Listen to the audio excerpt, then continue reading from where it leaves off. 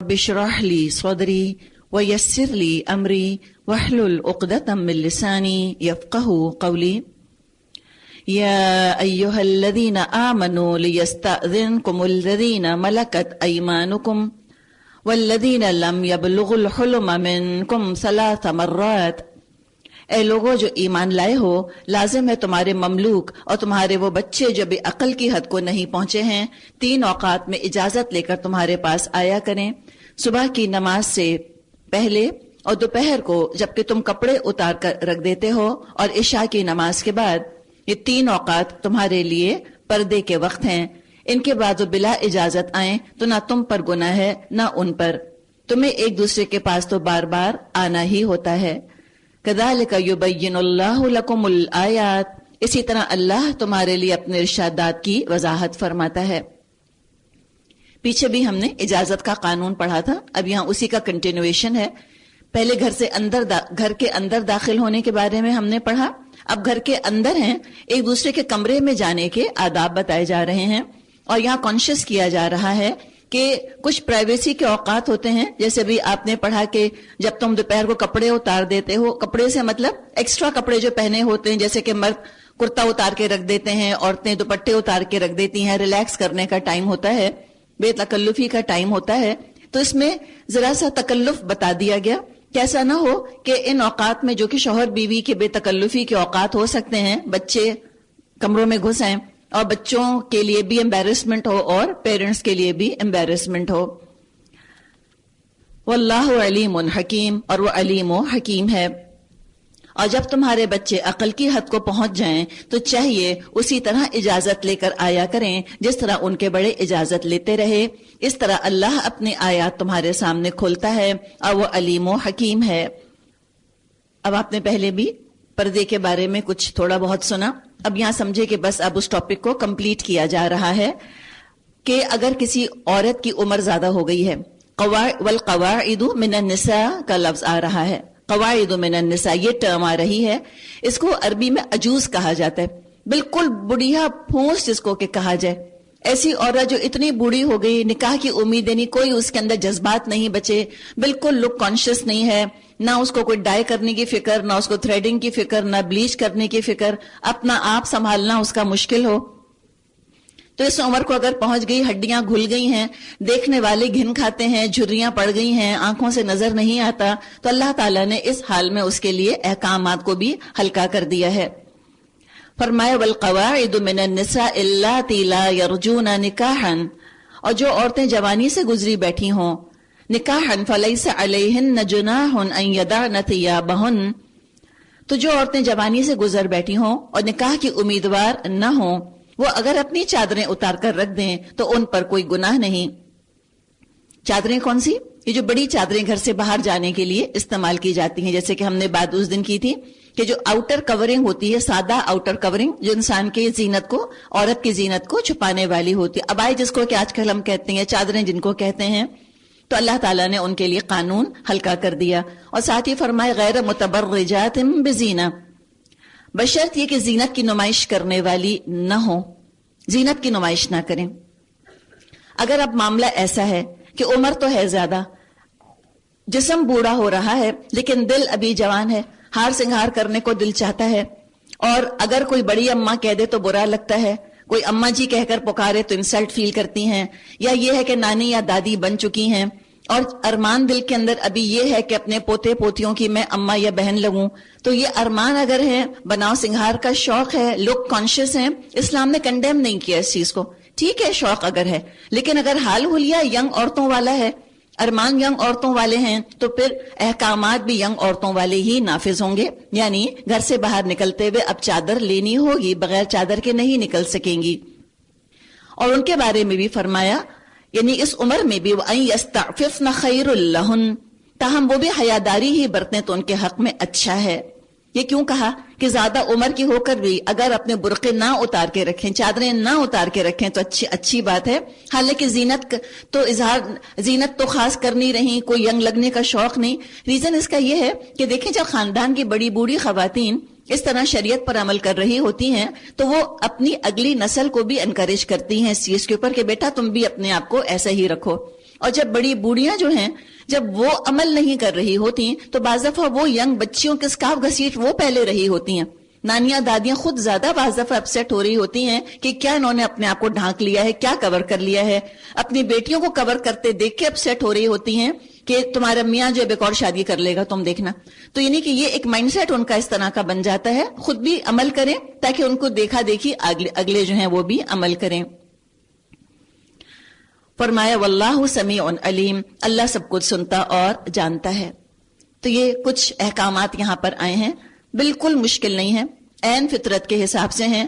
صرف ہمیں لگتا ہے کہ بہت مشکل ہیں, ذرا سی جد و جہد کی ضرورت ہے اور ہو جائیں گے. اور انسان کی فطرت گواہی دیتی ہے کہ شرافت اسی کو کہا جاتا ہے جو قرآن نے ہم کو بتا دی ہے.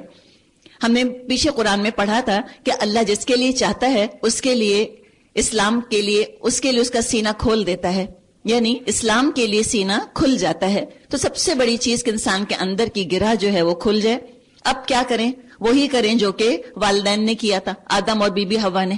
جو چیزیں نہیں کھلنی چاہیے اور اب تک اگر کھل رہی تھیں یا کھلی پڑی ہیں تو ان کو ڈھانک لیں, جیسے انہوں نے کیا تھا, ہم بھی وہی کر لیں جو ہمارے والدین نے کیا تھا. اگر ہمت نہیں پڑ رہی کرنے کی, ڈر بہت لگ رہا ہے, تو سورہ مومنون کی جو ابتدائی آیات ہیں ان کو مینیفیسٹو بنا لیں اپنا, ان پر عمل کریں پوری طرح, پوری سنجیدگی کے ساتھ, پورے ڈیڈیکیشن کے ساتھ سورہ مومنون کی ان آیات پر عمل کریں. انشاءاللہ تعالی بہتری ہوگی اور اللہ ساتھ ہے. اب آگے کچھ احکامات ہیں گھروں میں جانے کے. کچھ لولے لنگڑے, کچھ ہینڈی کیپ لوگوں کے بارے میں. بعض لوگ ہینڈی کیپ لوگوں کے ساتھ بیٹھ کے کھانا پینا پسند نہیں کرتے تھے. بعض دفعہ ہینڈی کیپ لوگ خود کانشیس ہو جاتے تھے کہ ہمارے آنے سے ان کو تکلیف نہ ہو, ہمیں نظر نہیں آ رہا, ہم زیادہ نہ کھا لیں, ہم لنگڑے ہیں ہم زیادہ جگہ نہ گھیر لیں, یعنی ذاتی یا ظلم نہ ہو جائے. تو اب اس کے بارے میں اطمینان دلایا جا رہا ہے کہ کوئی حرج نہیں اگر کوئی اندھا یا لنگڑا یا مریض کسی کے گھر سے کھا لے, اور نہ تمہارے اوپر اس میں کوئی مذائقہ ہے کہ اپنے گھروں سے کھاؤ یا اپنے باپ دادا کے گھروں سے یا اپنی ماں نانی کے گھروں سے یا بھائی بہنوں کے گھروں سے یا چچا پھوپھیوں کے گھروں سے یا ماموں خالاؤں کے گھروں سے یا ان گھروں سے جن کی کنجیاں تمہاری سپردگی میں ہوں, یا اپنے دوستوں کے گھروں سے. لیس علیکم جناح, کوئی حرج نہیں ہے تمہارے اوپر, ان تأکلوا جمیعا, کہ تم مل جل کر کھاؤ, اور مل جل کر کھاؤ وہ بھی بہت اچھی چیز ہے. او اشتاتا, یا الگ الگ کھاؤ, اس میں بھی کوئی حرج نہیں. آج کی دنیا اتنی تیز ہو چکی ہے, بچوں کے ٹیوشن کا ٹائم الگ ہے, میاں کا ٹائم الگ ہے, گھر کے مختلف افراد جو ہیں ہو سکتا ہے کہ اکٹھا بیٹھ کے کھانا نہ کھا سکتے ہوں, تو کوئی گناہ نہیں رکھا اللہ نے کہ تم الگ الگ اپنا اپنا کھانا کھا لو. اور اس کا مطلب یہ نہیں ہے کہ سب غیر محرم مرد عورتیں مل جل کر اگر تم مکس پارٹی کر لیتے ہو تو کوئی حرج نہیں. یہ اس لیے آپ کو بتایا کہ کسی نے یہی انٹرپریٹیشن میرے سامنے رکھی تھی کہ قرآن تو خود کہہ رہا ہے ان تاکلوا جمیعا او اشتاتا, مل جل کر کھا لو یا الگ الگ کھا لو. تو یہ آؤٹ آف کانٹیکسٹ بات ہو جائے گی. یہاں غیر محرم مرد اور عورتوں کی بات نہیں کی جا رہی. کہا کہ ٹھیک ہے گھر والے, خاندان والے, تم ایک فیملی ہو, میاں بیوی بچے ساتھ ساتھ کھائیں, الگ الگ کھائیں, ایوری تھنگ از فائن. اگر آپ باقی مذاہب پر نظر ڈالیں تو ان کے ہاں کھانے پینے کے بارے میں کچھ احکامات سخت ہیں. بعض جگہ مل جل کر کھانا ہی ضروری ہے, بعض جگہ تنہا تنہا کھانا ہی ضروری ہے. اسلام نے ریلیکس کر دیا. اور کیا کرو, فَإِذَا دَخَلْتُمْ بُيُوتًا, البتہ جب گھروں میں داخل ہوا کرو تو اپنے لوگوں کو سلام کرو. دعائے خیر اللہ کی طرف سے مقرر فرمائی ہوئی, بڑی بابرکت اور پاکیزہ. اسی طرح اللہ تعالیٰ تمہارے سامنے آیات بیان کرتا ہے, توقع ہے کہ تم سمجھ بوجھ سے کام لوگے. تو پھر سلام کا ذکر ہے اور آداب بتائے کہ جو اندر داخل ہو رہا ہے گھر میں وہ گھر والوں کو سلام کرے گا, چاہے وہ گھر کے اندر غریب ہوں یا بچے ہوں, کوئی بھی ہو, آنے والا سلام کرے گا. اسٹریم لائننگ ہو جاتی ہے معاملات کی اس طرح. اب کچھ اجتماعی کاموں کی طرف توجہ دلائی جا رہی ہے. مومن تو اصل میں وہی ہیں جو اللہ اور اس کے رسول کو دل سے مانے, اور جب کسی اجتماعی کام کے موقع پر رسول کے ساتھ ہوں تو اس سے اجازت لیے بغیر نہ جائیں. جو لوگ تم میں سے اجازت مانگتے ہیں وہی اللہ اور رسول کے ماننے والے ہیں. بس جب وہ اپنے کسی کام سے اجازت مانگیں تو جس کو چاہو تم اجازت دے دو. اور ایسے لوگوں کے حق میں اللہ سے دعائے مغفرت کیا کرو. ان اللہ غفور الرحیم, یقیناً اللہ غفور اور رحیم ہے. تو اجتماعی کام اس میں لیڈر کی اطاعت ضروری ہے. انفارم نہیں کیا جاتا کہ ہم کل نہیں آئیں گے, بلکہ پرمیشن لی جاتی ہے کہ کیا آپ ہمیں اجازت دے رہے ہیں کہ ہم کل چھٹی کر لیں. اور اس کے لیے بھی کہا آپ صلی اللہ علیہ وسلم سے کہ جو آپ جس کو اجازت دے بھی رہے ہیں اس کے لیے بھی استغفار کیجئے کہ اس نے اپنے انفرادی کام کو اجتماعی کام پر فوقیت دی. تو یہ یعنی کہ ایک نگلیکٹ تو ہے یقیناً، تو لہٰذا اس کے بارے میں بھی اس کو خود بھی محتاط ہونا چاہیے. لا تجعلوا دعاء الرسول بینکم کدعاء بعضکم بعضا. مسلمانوں اپنے درمیان رسول کے بلانے کو آپس میں ایک دوسرے کا سا بلانا مت سمجھ بیٹھو. اللہ ان لوگوں کو خوب جانتا ہے جو تم میں سے ایسے ہیں کہ ایک دوسرے کی آڑ لے کر چپکے سے سٹک جاتے ہیں.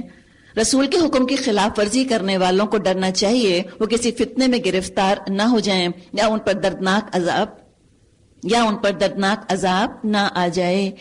یعنی دیکھیں اس فیئر کو دور کر دیا کہ رسول کی اطاعت کر کے زندگی مشکل ہو جائے گی، اور بتا دیا کہ رسول کی اطاعت نہ کر کے زندگی مشکل ہونے کا زیادہ اندیشہ ہے. تو تم اطاعت کرو، تم شیطان کے ڈراوے میں، شیطان کے بہکاوے میں مت آنا. الا آگاہ ہو جاؤ، ان للہ ما فی السماوات والارض، آسمان اور زمین میں جو کچھ ہے اللہ کا ہے. تم جس روش پر بھی ہو اللہ اس کو جانتا ہے. وَيَوْمَ يُرْجَعُونَ إِلَيْهِ، اور جب وہ سب لوٹائے جائیں گے اللہ کی طرف، فَيُنَبِّئُهُمْ بِمَا عَمِلُوا، تو وہ بتا دے گا ان کو جو کچھ وہ عمل کرتے رہے. وَاللَّهُ بِكُلِّ شَيْءٍ عَلِيمٌ، اور اللہ ہر چیز کا علم رکھتا ہے.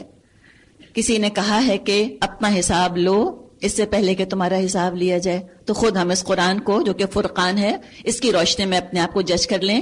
کبھی اپنے نفس کو یا معاشرے کو اپنے اوپر جج مت بنائیں. بڑا فکل جج ہے، بڑا لا علم جج ہے جس کو کہ ہم نے اپنے اوپر بٹھا لیا ہے. اللہ رسول سے اچھا جج کون ہوگا؟ اور حقیقت ہے کہ فطرت انسان کو بہت کچھ خود بھی بتا دیتی ہے. سورۃ الفرقان مکی سورت ہے. اس سورت میں ہم دیکھیں گے کہ قرآن کا ذکر آ رہا ہے، تبارک کا لفظ بھی آئے گا بابرکت، اور اللہ کے ناموں میں سے اللہ کے جو نام ہے الرحمن، ہمیں رحمان لفظ بھی اس کے اندر ملے گا. فرقان کے لفظی مطلب ہوتے ہیں معیار، کرائٹیرین.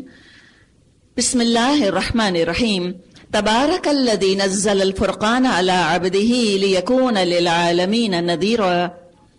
بہت متبرک ہے وہ جس نے یہ فرقان اپنے بندے پر نازل کیا تاکہ سارے جہان والوں کے لیے وہ نذیر ہو. تو دو لفظ آ گئے، فرقان اور نذیر.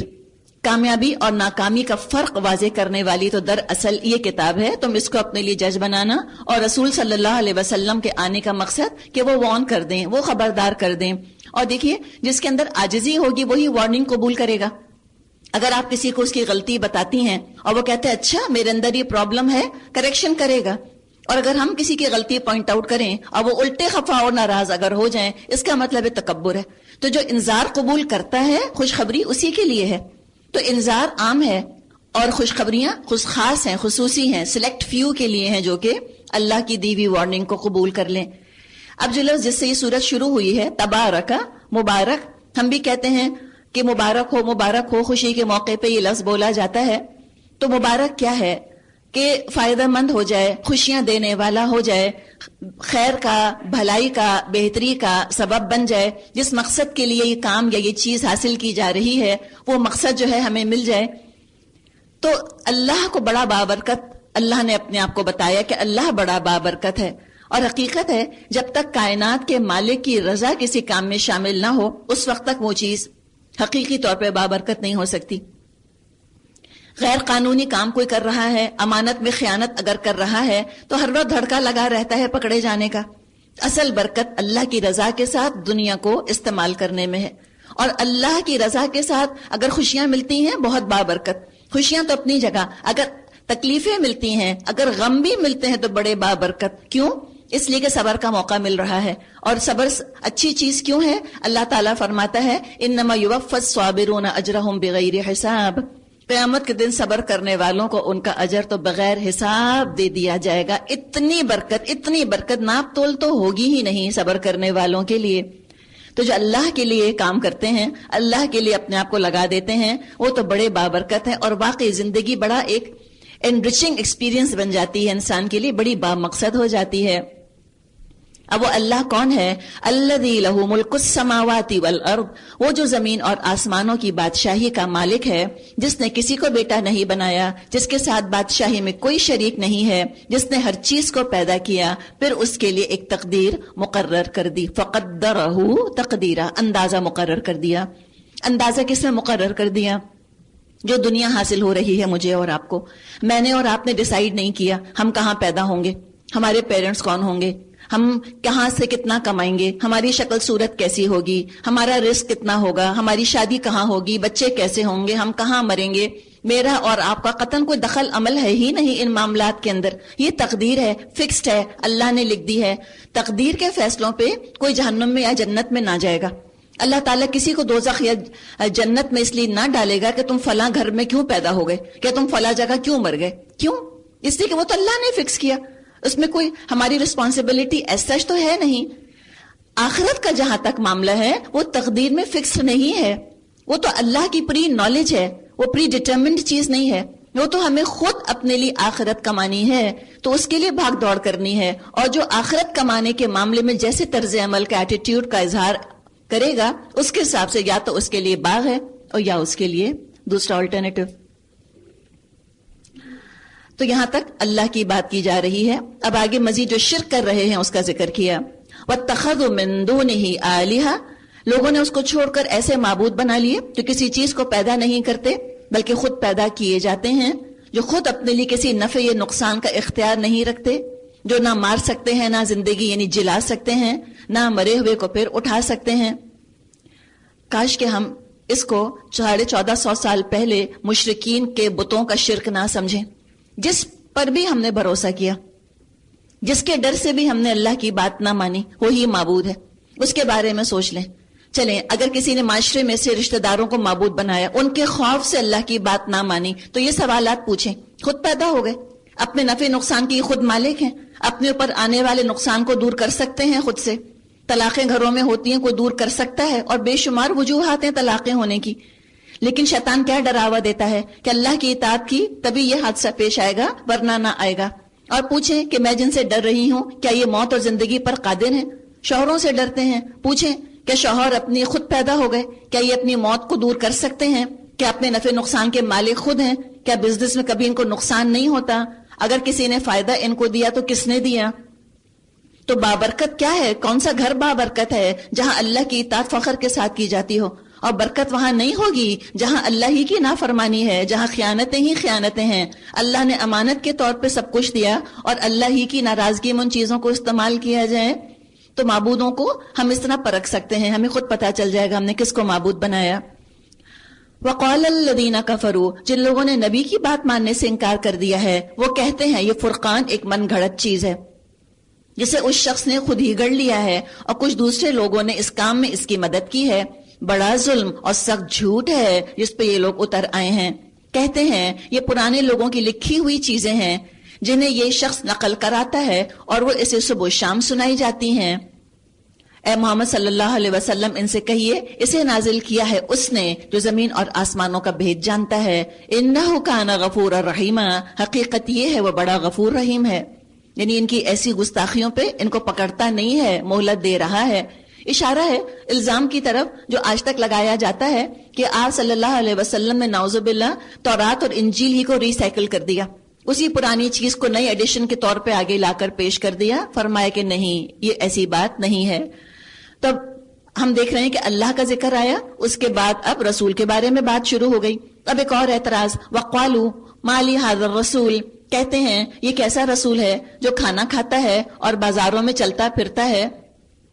کیوں نہ اس کے پاس کوئی فرشتہ بھیجا گیا جو اس کے ساتھ رہتا اور نہ ماننے والوں کو دھمکاتا، یا اور کچھ نہیں تو اس کے لیے کوئی خزانہ ہی اتار دیا جاتا، یا اس کے پاس کوئی باغ ہی ہوتا جس سے یہ اطمینان کی روزی حاصل کرتا.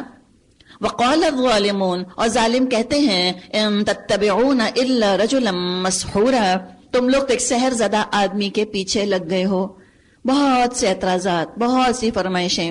اللہ تعالیٰ کیا فرماتا ہے؟ انظر کیف ضربوا لک الامثال فضلوا فلا یستطیعون سبیلا، دیکھو کیسی عجیب عجیب حجتیں یہ لوگ تمہارے آگے پیش کر رہے ہیں، ایسے بہکے ہیں کوئی ٹھکانے کی بات ان کو نہیں سوچتی. تبارک الذی، بڑا بابرکت ہے وہ جو اگر چاہے تو ان کی تجویز کردہ چیزوں ہی میں سے بڑھ چڑھ کر تم کو دے سکتا ہے. ایک نہیں بہت سے باغ جن کے نیچے نہریں بہتی ہوں اور بڑے بڑے محل. تو ذکر کیا گیا ان کی فرمائشوں کا. اللہ دینے کو تو بہت کچھ دے سکتا ہے، اور اللہ نے تو پرماننٹ محلات اور پرماننٹ باغات نبی اکرم صلی اللہ علیہ وسلم کے لیے رکھے ہیں جو ان کے وہم و گمان تصور میں آ نہیں سکتے. اور محلوں کا ہونا اور باغوں کا ہونا یہ کوئی نجات کی علامت ہے؟ دنیا کے اندر بڑے بڑے محل رکھنے والے فرعون جو ہیں وہ دنیا سے نامراد اور ناکام چلے گئے. تو غلط کرائٹیرین بنا رہے ہیں کامیابی کا، یا حق کا معیار جو ہے وہ ان کا درست ہے نہیں. تو اللہ بہت بابرکت ہے، اللہ جو چاہے دے. اللہ کی اپنی حکمتیں ہوتی ہیں. اب ان کی نفسیات کھولی جا رہی ہے. بل کذبوا بالساعۃ، اصل بات یہ ہے یہ لوگ اس گھڑی کو جھٹلا چکے ہیں، اور جو اس گھڑی کو جھٹلائے اس کے لیے ہم نے بھڑکتی ہوئی آگ مہیا کر رکھی ہے. وہ جب ان کو دیکھے گی، دیکھیں یہ نہیں کہا جا رہا کہ وہ جب آگ کو دیکھیں گے، آگ جب ان کو دیکھے گی میں مکان بعید، دور سے دیکھے گی تو یہ اس کے غضب اور جوش کی آوازیں سن لیں گے. اور جب یہ دست و پا وسطا یعنی کہ ہاتھ پاؤں بندھے اس میں ایک تنگ جگہ میں ٹھونسے جائیں گے تو وہاں اپنی موت کو پکاریں گے. آپ سوچیں، ایک تو شدت کی آگ، دنیا سے 69 درجے زیادہ گرم. کبھی پکوڑے آپ تلتی ہوں شام کو کھڑی ہو کے، کبھی تصور کریں کوئی تلا جائے اس طرح سے، اللہ نہ کرے. یہ تو اتنی ٹھنڈی ہو کر آئی ہے دنیا والی آگ جہنم کے مقابلے میں تو برداشت ہوتی ہے ہم سے. لیکن کیسی بے حسی ہو گئی ہے نا، سن سن کے لگتا ہے سن ہو گئے ہیں جیسے. ذرا سا ہاتھ جلے، کبھی چھیٹا اڑے، آپ پکوڑا ڈال رہی ہیں، کچھ اڑا اور آپ کے ہاتھ پہ لگا تو جان لگتا ہے نکل گئی انسان کی. اور اس میں لگتا ہے جیسے رسیوں سے باندھ کے، جنجیروں سے باندھ کے ٹھونس دیے جائیں گے اس کے اندر، نہ ہلنا نہ جلنا. کتنی اذیت. اللہ تعالیٰ ڈراتا ہے ہمیں تاکہ ہم سنبھل جائیں. وہاں موت کو پکاریں گے. دنیا میں کوئی اگر جلتا ہے اور پھر اگر وہ اور پکار کرتا ہے تو لوگ ہمدردی تو کم از کم کرتے ہیں، کہتے ہیں ہاں ٹھیک تو ہو جاؤ گے. وہاں تو کوئی ہمدردی کرنے والا نہیں، کوئی امید دلانے والا نہیں. کہہ دیا جائے گا لا تدعوا اليوم ثبورا واحدا، آج ایک موت کو مت پکارو، وادعوا ثبورا کثیرا، بہت سی موتوں کو پکارو. بالکل بے حس، جیسے یہ بے حس تھے دنیا میں آگ کی طرف سے، اسی طرح آخرت میں فرشتے اور اللہ ان کی طرف سے بالکل بے نیاز ہو جائیں گے. قل، ان سے پوچھو یہ انجام اچھا ہے یا وہ ابدی جنت جس کا وعدہ خدا ترس پرہیزگاروں سے کیا گیا ہے، جو ان کے عمل کی جزا اور ان کے سفر کی آخری منزل ہوگی، جس میں ان کی ہر خواہش پوری ہوگی، جس میں وہ ہمیشہ ہمیشہ رہیں گے. کان علی ربک وعدا مسئولا، جس کا عطا کرنا تمہارے رب کے ذمے ایک واجب الادا وعدہ ہے. اور وہی دن ہوگا جبکہ تمہارا رب ان لوگوں کو بھی گھیر لائے گا اور ان کے معبودوں کو بھی بلا لے گا جنہیں آج ہی اللہ کو چھوڑ کر پوج رہے ہیں. پھر وہ ان سے پوچھے گا کیا تم نے میرے ان بندوں کو گمراہ کیا تھا یا یہ خود ہی راہ راست سے بھٹک گئے؟ وہ عرض کریں گے پاک ہے اللہ، پاک ہے تیری ذات، ہماری تو یہ مجال نہ تھی کہ آپ کے سوا کسی کو اپنا مولا بنائیں، مگر آپ نے ان کو اور ان کے باپ دادا کو خوب سامان زندگی دیا، حتیٰ کہ یہ سبق بھول گئے اور شامت زدہ ہو کر رہے. تو کیا پتہ چلا کہ زیادہ دنیا جو ہے وہ بعض دفعہ اللہ اور بندے میں رکاوٹ بن جاتی ہے. تو دعا کریں اللہ جو کچھ تو نے دنیا میں مجھ کو دیا ہے وہ حسنہ ہو، ربنا آتینا فی الدنیا حسنہ. ہم یہ کبھی نہیں کہیں گے کہ اللہ ہم روکھی سوکھی کھائیں. کون کہتا ہے یہ بتائیں؟ کوئی چاہتا ہے اپنے بچوں کے لیے، کوئی دعا کرتا ہے اپنے بچوں کے لیے کہ اللہ روکھی سوکھی کھائیں، بس دکھی بھی رہیں، بس روتے دھوتے رہیں؟ کوئی نہیں چاہتا، نہ اپنے لیے نہ دوسرے کے لیے. دنیا چاہیں کوئی حرج نہیں ہے، آسائش چاہیں، آرام چاہیں، آرائش چاہیں، نہ آسائش میں حرج ہے اور نہ آرائش کے اندر حرج ہے. حرج سارے کا سارا نمائش کے اندر اور اللہ سے بے خوف ہو جانے میں ہے، اور حرام میں منہ مارنے میں ہے، اور ان نعمتوں میں خیانت کرنے میں ہے. تو اگر کسی کو اللہ نے دنیا دی ہے تو حسنہ کی ضرور ہم تمنا کریں، اور حسنہ ہی کے لیے اللہ تعالیٰ نے اس قرآن کو نازل کیا کہ اس کے بتائے ہوئے طریقے کے مطابق استعمال کرو گے تو کوئی دنیا تم کو نقصان نہ دے گی. فقط کذبوکم، اب یہ آپ کو یوں جھٹلا دیں گے تمہاری ان باتوں کو جو آج تم کہہ رہے ہو. پھر نہ تم اپنی شامت کو ٹال سکو گے، نہ کہیں سے مدد پا سکو گے، اور جو بھی تم میں سے ظلم کرے اسے ہم سخت عذاب کا مزہ چکھائیں گے. اے محمد صلی اللہ علیہ وسلم، آپ سے پہلے جو بھی رسول ہم نے بھیجے تھے وہ سب کھانا کھانے والے اور بازاروں میں چلنے پھرنے والے لوگ ہی تھے. یعنی رسول جو آئے وہ ان چیزوں سے روکنے کے لیے نہیں آئے